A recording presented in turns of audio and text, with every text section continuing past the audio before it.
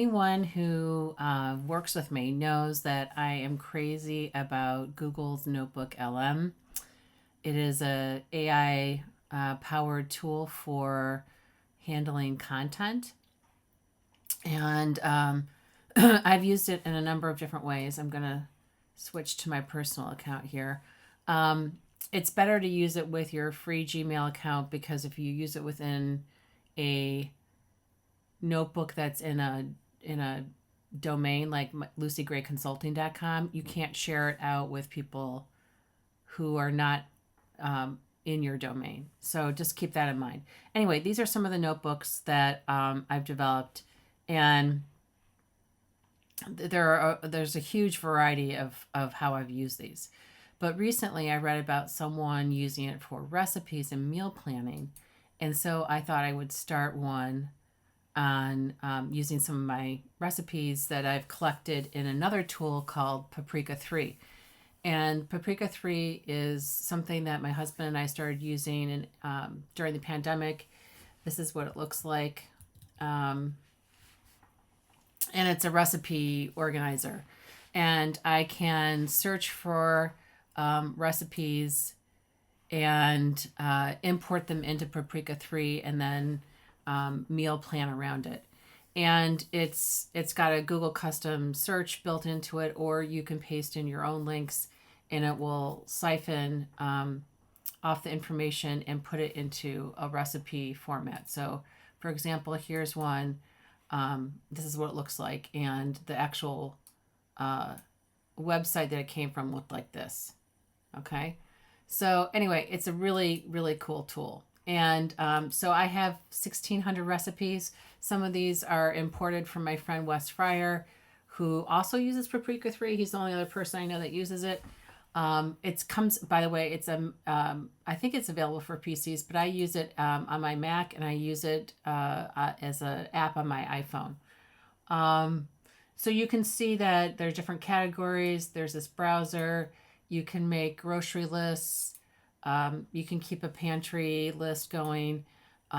You can select, you can make a meal plan here, and if you click on here, it'll go to the recipe.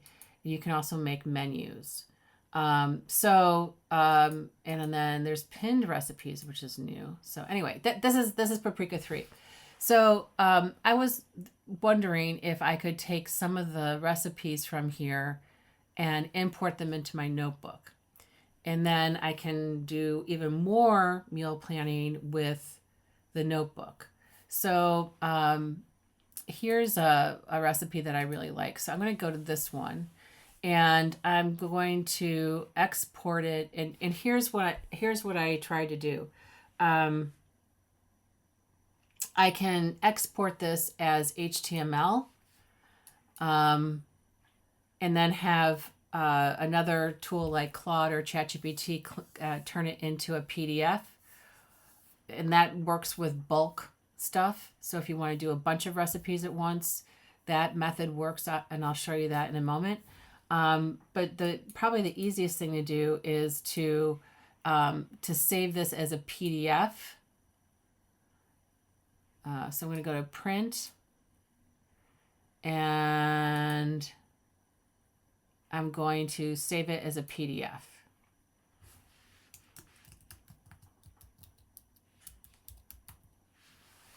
And it's now saved somewhere as a PDF.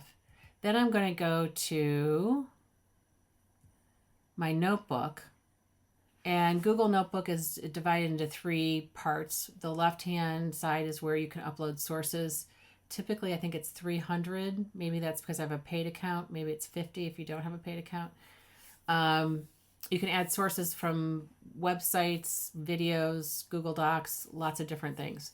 The middle part is the chat part, where you can ask questions about the collection of material that you have on the left. And then you can create artifacts over here in the studio. Like for instance, I created a meal plan infographic that drew from the sources of information I put into this notebook and put together a meal plan for me in graphic form. Now, it's only using it's only using generating information from the content you've uploaded to the sources, which is, it's not the whole wide world, the whole wide internet. So a lot of people like it for that reason, that it kind of limits, vetted sources.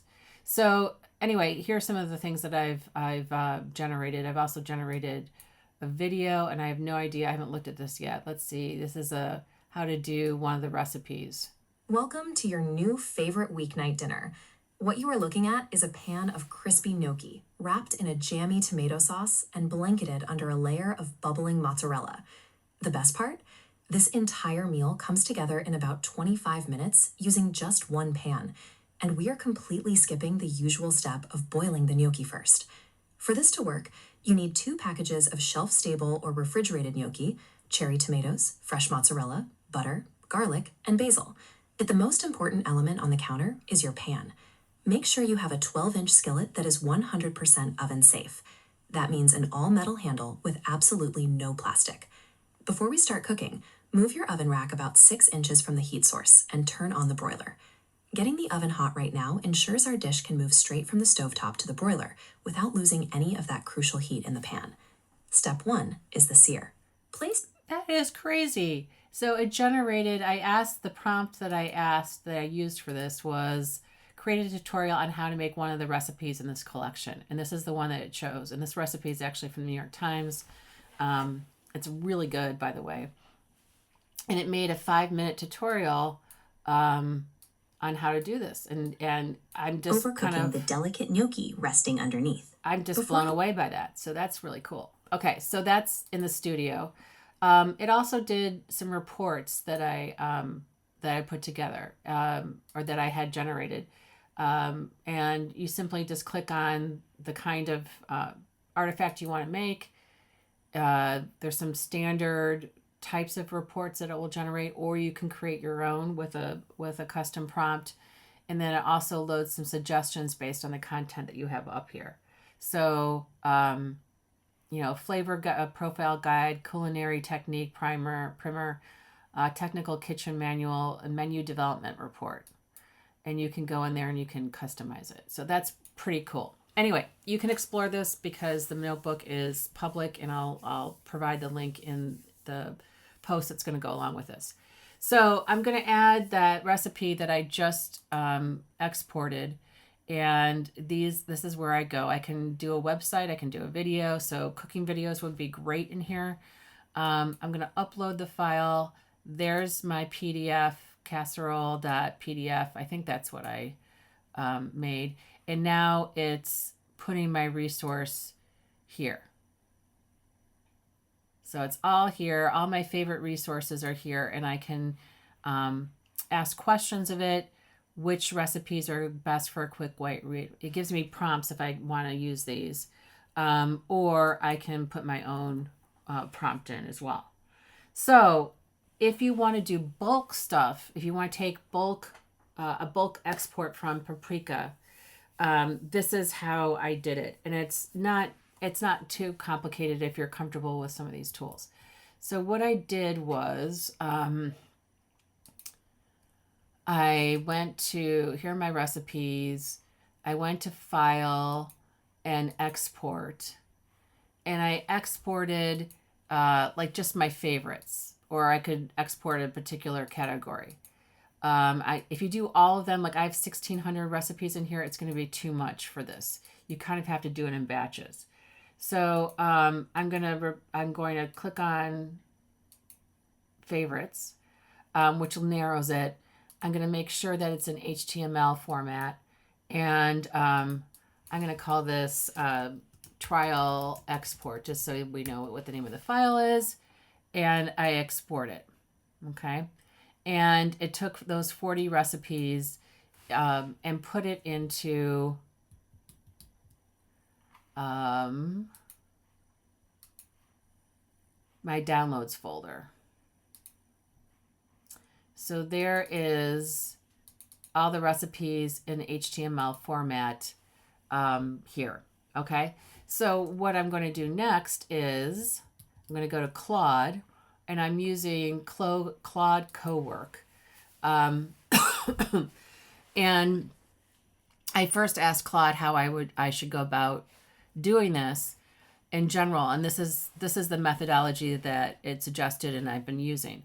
So what it's going to do is it's going to take those files that I suggest, and probably 20 at a time is like the limit, really, and merge them into one PDF, and then I'll upload that PDF to my notebook.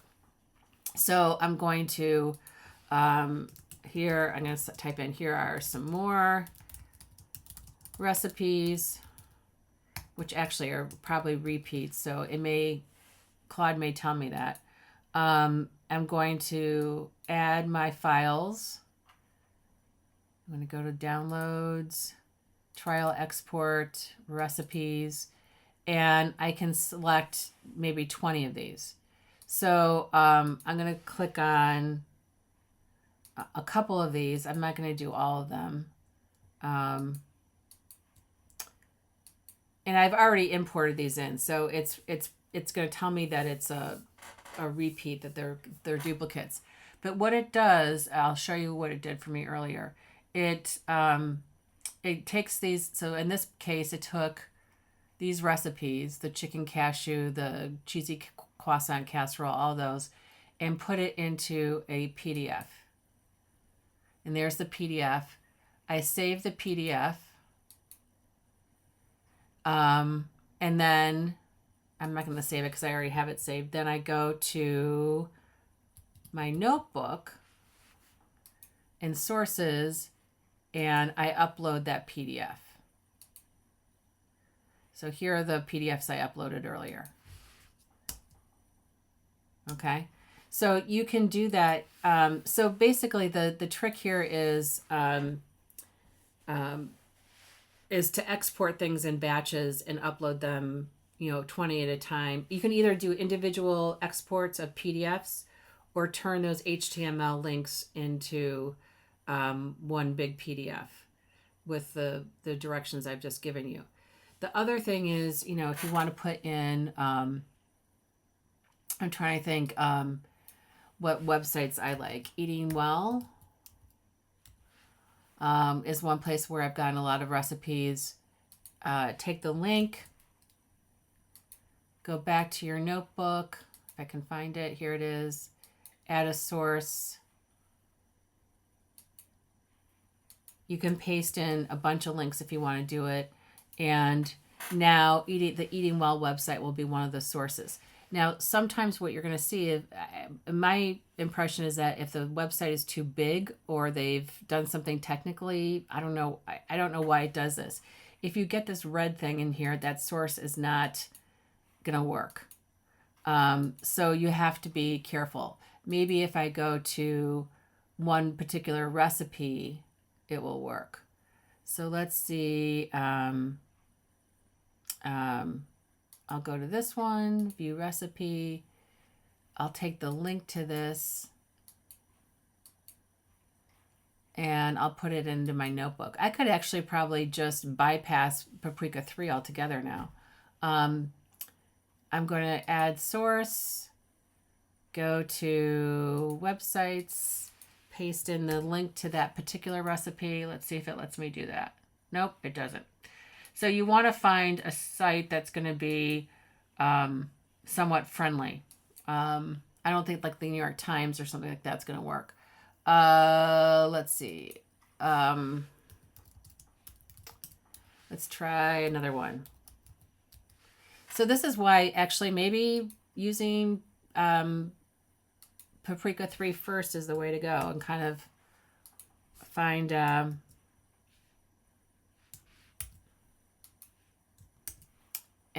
find the ones that you like and then import them in here. So where am I going? Add sources, click on websites, paste in the link. It doesn't like all recipes either. So I wonder if there's something that websites can do so that their content can't be siphoned off.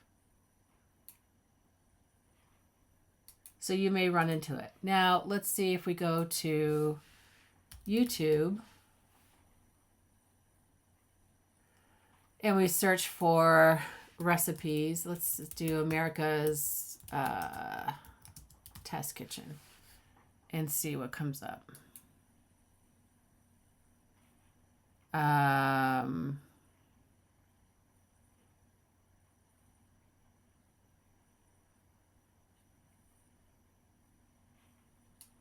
All right, so here this looks like it has a recipe here.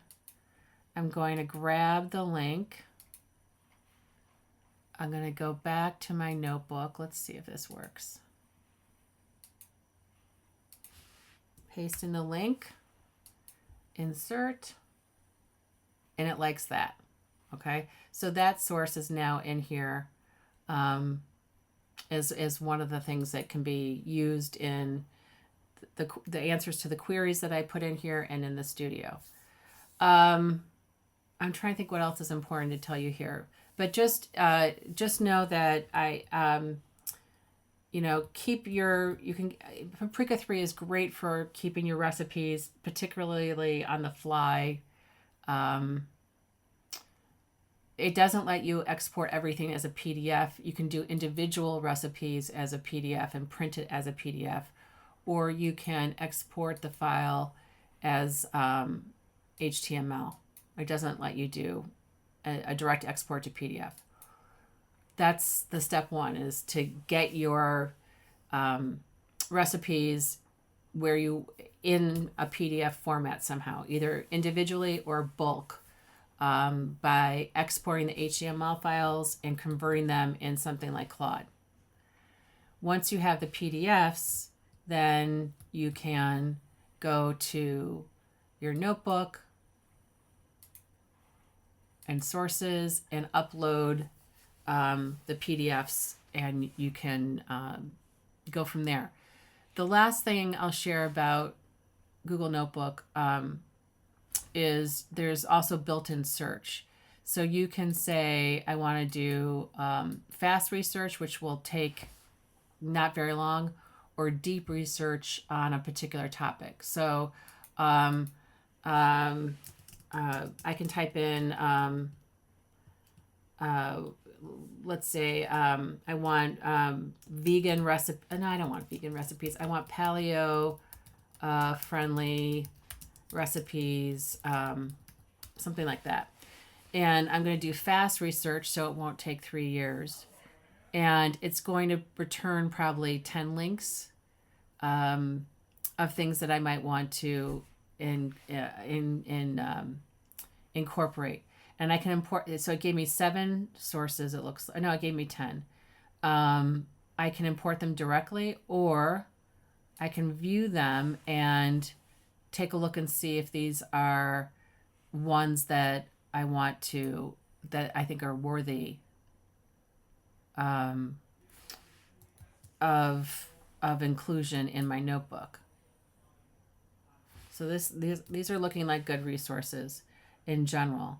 So I can, so let's say I want to keep those. I can click on import, and those 10 sources are now added to my notebook, and they add to the knowledge base that I can search and do meal planning.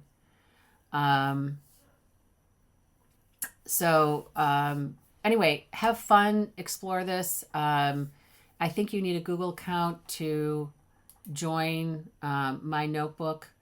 I'm going to copy the link and and paste it into the blog post for this, and you're welcome to come in and play around with it and see what you think.